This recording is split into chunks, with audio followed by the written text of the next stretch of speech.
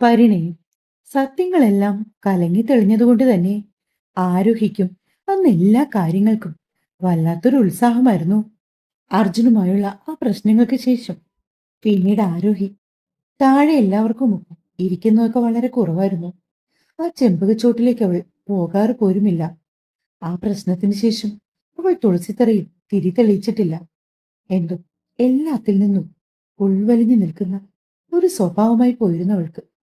പക്ഷെ അന്ന് എന്തോ അവൾക്ക് തോന്നി പഴയതുപോലെ തന്നെ എല്ലാവരോടും സന്തോഷത്തോടെയും സ്നേഹത്തോടെയും ഇടപെടണമെന്നും തുളസിത്തറയിൽ തിരി തെളിയിക്കണമെന്നും മുറ്റത്തൂടി ഏറെ നേരം നടക്കണമെന്നുമൊക്കെ. അന്ന് നല്ല വെയിലുള്ള ഒരു വൈകുന്നേരമായിരുന്നു. അതുകൊണ്ട് തന്നെ ആരോഗ്യ കുളിച്ചിട്ടിറങ്ങി വന്ന സമയം വസുധ അവളുടെ മുടി ഹെയർ ഡ്രയർ വെച്ച് ഉണക്കി കൊടുത്തു. ശേഷം ഒരു ചുവപ്പ് കളറുള്ള ധാവണിയെടുത്ത് ഉടുത്ത ആരോഗ്യ കണ്ണിൽ കട്ടിക്ക് കരിയെഴുതി നെറ്റിയിൽ പൊട്ടുകുത്തി മുടി കുളിപ്പിന്നൽ പിന്നിയിട്ട് അവൾ താഴേക്ക് പടിക്കെട്ടുകൾ ഇറങ്ങുന്ന സമയം തന്നെയാണ് അർജുൻ അകത്തേക്ക് കയറി വന്നത്. ഒരു വേള അവളെ കണ്ണെടുക്കാതെ നോക്കി നിന്നുപോയി അർജുൻ. കുറ്റബോധം അവനെ ചെറിയ രീതിയിൽ വേട്ടയാടുന്നുണ്ടായിരുന്നു. കടഞ്ഞെടുത്തൊരു മെഴുകുപതിമ പോലെ മുന്നിൽ നിൽക്കുന്ന ആരോഹിയാണെങ്കിൽ അർജുനെ കണ്ട ഭാവം പോലും കാണിക്കാതെ നേരെ മുറ്റത്തേക്ക് നടന്നു. പൂജാമുറി ചെന്ന് പൂക്കുടയിൽ കുറച്ചധികം നന്ദ്യാർവട്ടവും ശംഖുപുഷ്പവും പറിച്ചെടുത്തവൾ. അപ്പോഴാണ് അവളും ചിന്തിച്ചത്, ക്ഷേത്രത്തിലേക്ക് പോയിട്ട് എത്രയോ നാളുകളായിരിക്കുന്നുവെന്ന്. പൂക്കുട ഉമ്മറപ്പടിയിൽ വെച്ചുകൊണ്ട് അവൾ അകത്തേക്ക് തന്നെ നടന്നു. അടുക്കളയിൽ എന്തോ ജോലിയിലായിരുന്ന വസ്തുക്കടുത്തേക്ക് അവൾ മെല്ലെ ചെന്നു. അമ്മേ, ഞാൻ ഒന്ന് ക്ഷേത്രത്തിൽ പോയിട്ട് വരാം. ഒറ്റയ്ക്കാണോ മോളെ പോകുന്നേ? അമ്മ കൂടി വരണോ? വേണ്ടമ്മേ, നടന്നു പോകാവുന്ന ദൂരമല്ലേ ഉള്ളൂ. ഞാൻ പോയിട്ട് വേഗം വരാം. ശരി, പോയിട്ട് വാ. ഏകദേശം 10 മിനിറ്റ് മാത്രം തറവാട്ടിൽ നിന്ന് നടന്നെത്താവുന്ന ദൂരത്തിൽ ഒരു ദേവീക്ഷേത്രമുണ്ട്. അവിടേക്കാണ് ആരോഗ്യ പോയത്. കയ്യിൽ പൂക്കുടയും ഏന്തി റോഡിൽ നിൽക്കുന്ന പരിചയമുള്ള ആളുകളോടൊക്കെ ചിരിച്ച് സംസാരിച്ച് ക്ഷേത്രത്തിലേക്ക് നടന്നു അവൾ. മുൻപൊക്കെ മിക്ക ദിവസങ്ങളിലും ക്ഷേത്രത്തിൽ പോകാറുണ്ടായിരുന്നു. ജീവിതത്തിൽ എന്ത് നല്ല കാര്യങ്ങൾ നടക്കുന്നതിന് മുമ്പും ക്ഷേത്രത്തിൽ പോയി പ്രാർത്ഥിക്കാറുണ്ടായിരുന്നു അവൾ. ദേവിയുടെ അനുഗ്രഹം വാങ്ങാറുണ്ടായിരുന്നു. പഠിച്ചുകൊണ്ടിരിക്കുന്ന നേരങ്ങളിൽ പരീക്ഷകൾ ഉള്ളപ്പോൾ ക്ഷേത്രത്തിൽ നിന്ന് ഇറങ്ങാറേ ഇല്ലായിരുന്നു. അന്നൊക്കെ അമ്മ പറയും, പ്രാർത്ഥിച്ചതുകൊണ്ട് മാത്രം പരീക്ഷയിൽ ജയിക്കില്ല, പഠിക്കുകയും കൂടി വേണമെന്ന്. ആരോഗ്യ ഒരു ചിരിയോടെ അതൊക്കെ ഓർത്തുകൊണ്ട് ക്ഷേത്രത്തിലേക്ക് കയറി. കയ്യിലിരുന്ന പൂക്കുട ദേവിയുടെ നടുക്കിൽ വെച്ച് മനമുരുകി പ്രാർത്ഥിച്ചു. പ്രാർത്ഥനയൊക്കെ കഴിഞ്ഞ് കിട്ടിയ ഇലച്ചീന്തിലെ പ്രസാദം നെറ്റിയിൽ അണിഞ്ഞ് അതിനൊപ്പം കിട്ടിയ ചന്ദനം പുരണ്ട അരളിപ്പൂവും തുളസിയിലയും മുടിക്കിടയിലേക്ക് തിരികെ വെച്ച ശേഷം കുറച്ചധിക നേരം ആലിൻ ചുവട്ടിലിരുന്ന് മനസ്സൊന്ന് ശാന്തമാക്കിയിട്ടാണ് അവൾ വീട്ടിലേക്ക് നടന്നത്. ഇത്തിരി ദൂരം നടന്നപ്പോഴാണ് പെട്ടെന്നൊരു കാറ് പിന്നെ നിർത്താതെ ഹോൺ അടിക്കുന്നത് കേട്ടത്. തിരിഞ്ഞു നോക്കിയ ആരോഹിയുടെ മുഖം വല്ലാതെ വിടർന്നു പോയി. ആ കാറിൽ മറ്റാരുമായിരുന്നില്ല, അക്ഷിതായിരുന്നു. അവൻ അവൾക്കടുത്തേക്ക് ചേർത്ത് കാർ നിർത്തി ഗ്ലാസ് മെല്ലെ താഴ്ത്തി. ആ, സാറെന്താണ് ഈ വഴിക്ക്? പെട്ടെന്ന് അക്ഷി അവിടെ കണ്ടതും ആരോഹി ആഹ്ലാദത്തോടെ ചോദിച്ചു.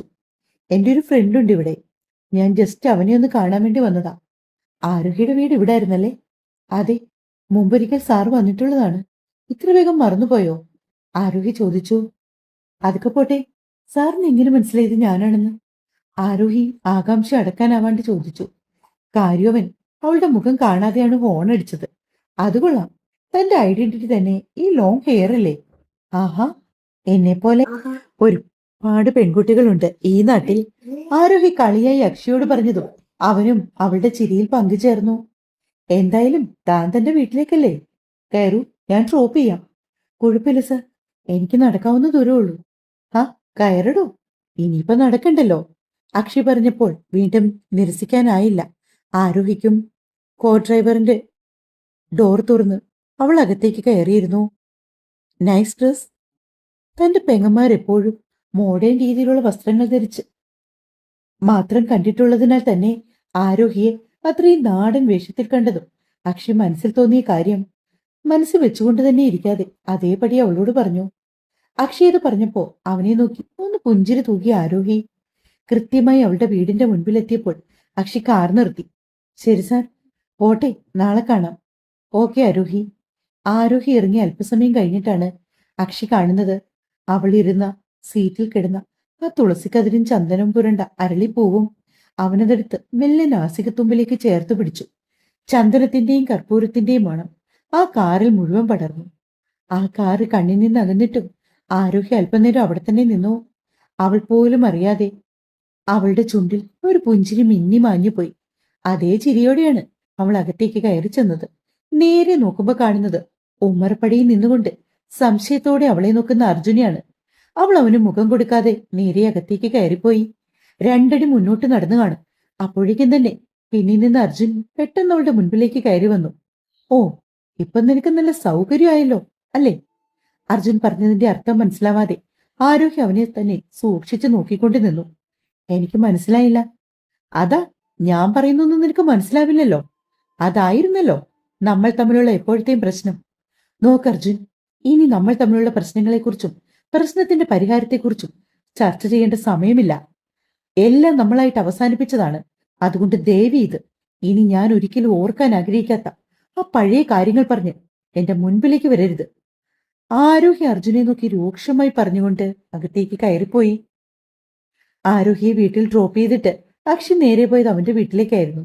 അക്ഷി വീട്ടിലേക്ക് ചെന്ന് കയറുമ്പോൾ അനന്യയും പ്രിയങ്കയും പ്രിയങ്കയുടെ വീട്ടുകാരും അക്ഷിയുടെ വീട്ടുകാരും എല്ലാവരും അവിടെ ഉണ്ടായിരുന്നു. അവരെല്ലാവരും അക്ഷിയുടെ വരവും പ്രതീക്ഷിച്ചാണ് കാത്തിരിക്കുന്നത്. ഒപ്പം എല്ലാവർക്കും നല്ല ടെൻഷനുണ്ട്. എങ്ങനെ അക്ഷിയെ പറഞ്ഞ് കൺവിൻസ് ചെയ്യുമെന്ന് ആലോചിച്ചു. ഓഫീസിൽ നടന്ന പ്രശ്നങ്ങൾ അനന്യയും പ്രിയങ്കയും പറഞ്ഞ് ഇരു വീട്ടുകാരും അറിഞ്ഞിരുന്നു. അതിന്റെ പേരിൽ ആനന്ദൻ അനന്യ ഒരുപാട് കുറ്റപ്പെടുത്തുകയും ചെയ്തു. എങ്കിലും നിനക്ക് എങ്ങനെ തോന്നി അനന്യ ഇങ്ങനെ ഒരു ചതി എന്റെ മോനോട് ചെയ്യാൻ? എന്തിനാ ആനന്ദേട്ടാ ഇനിയും അനന്യ വഴക്കു പറയുന്നത്? ഇപ്പൊ തന്നെ ഒരുപാട് പറഞ്ഞില്ലേ അവളെ? നോക്കൂ ഉർമിളെ, നീയാണ് ഇവൾക്ക് ഇതിനെല്ലാം വളം വെച്ചു കൊടുക്കുന്നത്. ഇന്നിവൾ ചെയ്ത അത്ര പെട്ടെന്ന് പുറത്തു കൊടുക്കാൻ പറ്റാത്ത തെറ്റാണ് എന്ന് നിനക്ക് തോന്നുന്നുണ്ടോ? ഇന്ന് ഇവൾ ചെയ്ത അത്ര പെട്ടെന്ന് പുറത്തു കൊടുക്കാൻ പറ്റുന്നതാണെന്ന് നിനക്ക് തോന്നുന്നുണ്ടോ? എന്റെ മകന്റെ എത്രയോ വർഷത്തെ കഷ്ടപ്പാടിന്റെ ബലമാണ് ആ കമ്പനി. അത് തകർക്കാനല്ലേ ഇവൾ ശ്രമിച്ചു. ഇവളോട് വാഗൊണ്ടല്ല മറുപടി പറയേണ്ടത്. പിന്നെ എന്റെ മര്യാദ കൊണ്ടാണ് ഞാൻ അവളെ കൈവയ്ക്കാത്തത്. അത്രയും മാത്രം ദേഷ്യത്തിൽ ആനന്ദൻ പറഞ്ഞതും ഊർമിള ദേഷ്യത്തോടെ അന്യെ നോക്കി. കാര്യം ആനന്ദന്റെ ആദ്യ വിവാഹത്തിലേതാണ് അക്ഷി. രണ്ടാമത് ഊർമിളെ വിവാഹം കഴിച്ച ശേഷമാണ് അനന്യയും അലങ്കൃതയും അവൾക്ക് ജനിച്ചത്. പക്ഷെ ആനന്ദൻ എപ്പോഴും ഒരു പടി കൂടുതൽ സ്നേഹം അക്ഷിയോടാണ്. അത് അക്ഷിയുടെ അമ്മ ശ്രീദേവിയോട് കൂടിയുള്ള സ്നേഹം കൂടിയാണ്. ആനന്ദനും ശ്രീദേവിയും പ്രണയിച്ച് വിവാഹം കഴിച്ചവരായിരുന്നു. അങ്ങനെ പ്രണയിച്ച് അവർക്കൊപ്പം ജീവിച്ച് കൊതി തീരും മുമ്പാണ് ശ്രീദേവി ആനന്ദനെ വിട്ടുപോയത്. എത്ര മറന്നുവെന്ന് നടിച്ചാലും ഇടയ്ക്ക് പഴയ കഥകളെല്ലാം ഊർമിളയുടെ മനസ്സിലേക്ക് വരും. അപ്പോൾ അവർക്ക് ശ്രീദേവിയോട് എന്തെന്നില്ലാത്ത വിധം ദേഷ്യം തോന്നും.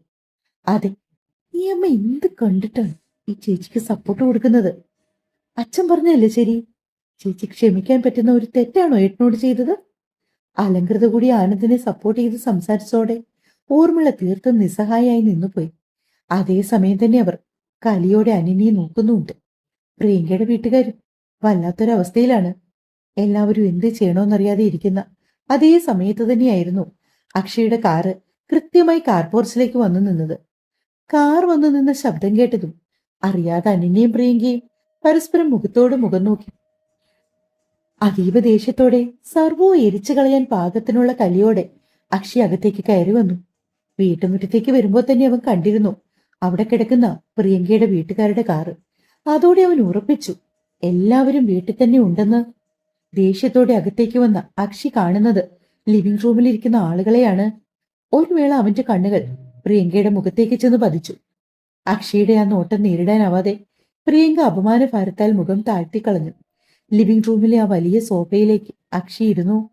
മോനെ അക്ഷി, ആനന്ദൻ എന്തോ പറഞ്ഞു തുടങ്ങിയതും അക്ഷി കൈ ഉയർത്തി അയാളെ തടഞ്ഞു. നോക്കച്ചാ, അനന്യയ്ക്ക് വേണ്ടി വക്കാലത്തുമായി വരാനാണെങ്കിൽ അച്ഛൻ ദേവീത് മിണ്ടാതിരിക്കുന്നവോ ഉചിതം. അക്ഷി അത് പറഞ്ഞപ്പോൾ അമർഷത്തോടെ ആനന്ദൻ ഊർമിളയുടെയും അനന്യയുടെയും മുഖത്തേക്ക് നോക്കി. പിന്നെ ഒന്നും മിണ്ടാതെ മാറിയിരുന്നു.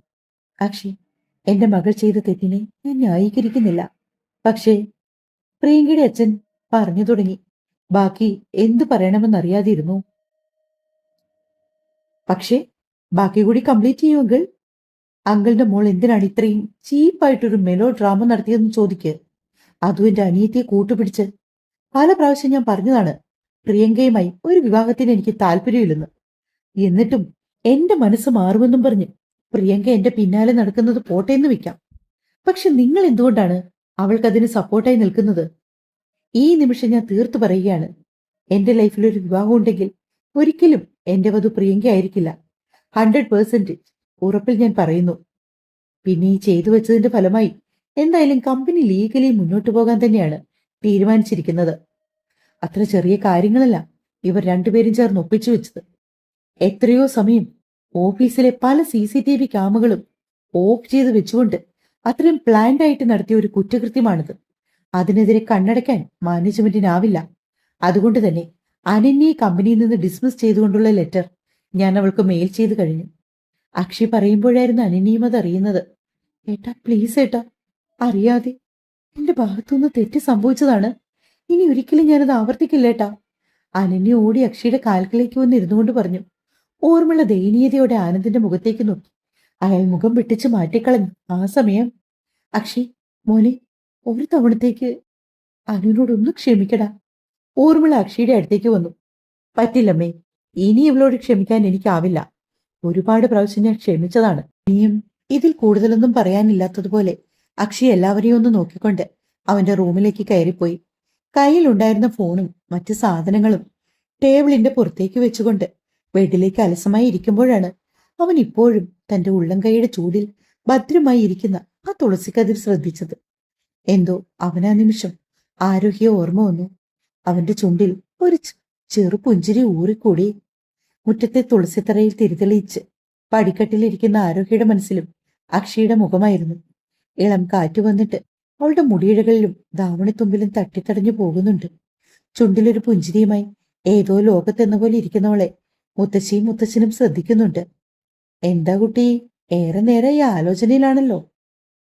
ഏയ്, അതൊന്നുമില്ല മുത്തശ്ശി, ഞാൻ വെറുതെ. ആരോഗ്യം ഒഴിഞ്ഞു മാറാൻ ശ്രമിച്ചു. അതേ സമയത്താണ് വാരത്തിന്റെ മുറ്റത്തേക്ക് മറ്റൊരു കാർ വന്ന് നിന്നത്. അത്ര പരിചയമില്ലാത്ത കാർ കണ്ടതും ആരോഹി ഇരുന്നിടത്തുനിന്ന് എണീറ്റു.